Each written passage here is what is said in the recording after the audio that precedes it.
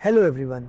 अगर आपका हस्बैंड आपको इग्नोर करता है और आपको लगता है कि अब वो आपकी तरफ ध्यान नहीं देता, तो ये वीडियो आपके लिए है, क्योंकि आज मैं आपको ऐसी साइकोलॉजिकल ट्रिक्स बताने वाला हूँ जो बिल्कुल हाइप्नोसिस की तरह काम करती है। सोचिए, अगर घर में आप बिजी हैं, खाना बना रही हैं, बच्चों को संभाल रही हैं और आपका हस्बैंड बस फोन में घुसा हुआ है, या आप कुछ पूछती हैं तो जवाब सिर्फ हाँ या नहीं में मिलता है, या वो कहता है बाद में बताता हूं। आहिस्ता आहिस्ता लगता है जैसे आप दोनों के बीच में दूरियां बढ़ रही हैं, और एक दिन ऐसा आएगा कि वो बात करना बंद कर देगा। आज मैं आपको समझाऊंगा कि ऐसा होता क्यों है और इसका हल क्या है। ये आम रिलेशनशिप एडवाइस नहीं है, ये पूरी साइंस और साइकोलॉजी पे बेस्ड एडवाइस है। ये वही प्रिंसिपल्स हैं जो थेरेपिस्ट यूज करते हैं, लेकिन सब ओपनली शेयर नहीं करते। और सबसे अच्छी बात यह है कि आपको कुछ एक्स्ट्रा नहीं करना, सिर्फ अपना तरीका थोड़ा सा बदलना है। सबसे पहले यह समझाना जरूरी है कि हस्बैंड्स इग्नोर क्यों करते हैं। न्यूरोसाइंस के अकॉर्डिंगली जब हम किसी को रोज देखते हैं और रेगुलरली इंटरेक्ट करते हैं, तो हमारा दिमाग उस इंसान को प्रिडिक्टेबल समझना शुरू हो जाता है। प्रिडिक्टेबल का मतलब है उसका हर अगला स्टेप या हर अगला लफ्ज पहले से ही गेस किया जा सकता है।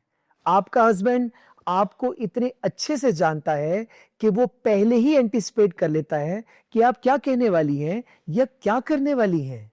यही प्रिडिक्टेबिलिटी आहिस्ता आहिस्ता आप में अट्रैक्शन को खत्म कर देती है। अब बात करते हैं सॉल्यूशन की। सॉल्यूशन जानने के लिए मेरी वीडियो को मुकम्मल देखिए और अपने एजी के चैनल अदील अमीन गोंदल को लाइक करें, सब्सक्राइब करें और बेल आइकन एक्टिवेट करें। तो ये कोई कॉम्प्लेक्स चीज नहीं है, आपको सिर्फ अपनी कम्युनिकेशन स्टाइल में थोड़ा सा बदलाव लाना है। आपको अपने बिहेवियर को थोड़ा मिरर करना है। अगर वो फोन में बिजी है तो आप भी अपना फोन उठा लीजिए। अगर वो टीवी देख रहा है तो आप भी उसी वक्त टीवी देखना शुरू कर दें। इसका मतलब ये नहीं कि आप उसे माफ ही ना दें, बल्कि आप उसे ये मैसेज दे रही होती हैं कि आप अपनी इज्जत और स्पेस मेंटेन करना जानती हैं। और ये चीज मिरर न्यूरॉन्स पर काम करती है, जो नेचुरली हमारे ब्रेन में तो होता है। अब जैसे ही वो आपको मिरर करते हुए देखेगा, उसका दिमाग खुद ब खुद आपकी तरफ अट्रैक्ट हो जाएगा। दूसरी चीज है अपनी कन्वर्सेशन को थोड़ा इंगेजिंग और थोड़ा मिस्टीरियस बनाना। आपको ऐसे सवाल करने होंगे जो क्यूरियोसिटी जगाएं, जैसे कहना, कल ऑफिस में कुछ ऐसा हुआ था जो तुम्हें सुनना चाहिए था, और फिर रुक जाना। ह्यूमन ब्रेन इनकम्प्लीट इंफॉर्मेशन बर्दाश्त नहीं करता। ऐसे में वो खुद ईगर होकर जानेगा कि आप उसे कहना क्या चाहती हैं। अक्सर हम क्रिटिसाइज कर देते हैं, तुम बस फोन में लगे रहते हो, या तुम मेरी बात सुनते ही नहीं। लेकिन क्रिटिसिज्म से वो और डिफेंसिव हो जाते हैं।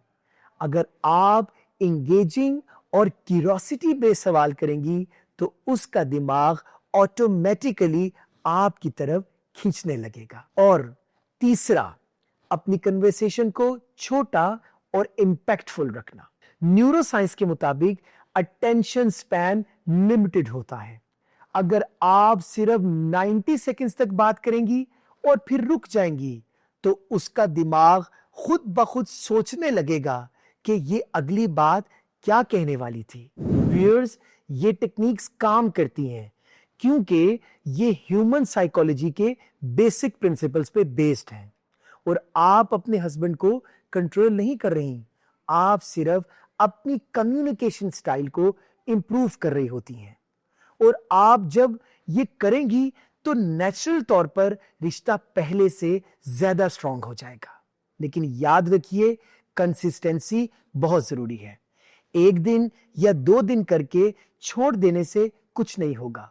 कम से कम 21 दिन तक रेगुलर प्रैक्टिस कीजिए और आप खुद देखेंगी कि रिश्ता कितना इंप्रूव हो गया है। और एक और चीज, नेचुरल रहना। अगर आपका हस्बैंड फील कर ले कि आप कोई गेम या एक्टिंग कर रही हैं तो उल्टा प्रॉब्लम भी हो सकता है।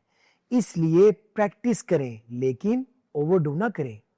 मेरा चैनल सब्सक्राइब करें, बेल आइकन प्रेस करें फॉर मोर टिप्स। ये रेजी इज साइनिंग ऑफ।